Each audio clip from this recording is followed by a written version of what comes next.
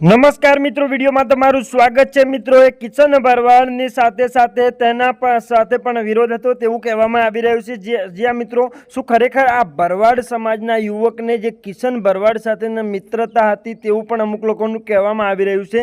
ઘણા લોકોનું એવું કહેવામાં આવી રહ્યું છે કે બાઇક ઓવરટેક કરવાની બાબતે આ હુમલો થયો હતો અને બંને સમાજના યુવકો વચ્ચે હુમલો થયો હતો। ત્યારે મિત્રો, મુસ્લિમ યુવકે હિન્દુ યુવકનો જીવ લઈ લીધો હતો, પણ મિત્રો એવું નથી અત્યારે કહેવામાં આવી રહ્યું છે કે આ હુમલો કિશન ભરવાડનો પર હુમલો કરવામાં આવ્યો હતો। તે જ વિરોધમાં આના પર પણ હુમલો કરવામાં આવ્યો છે।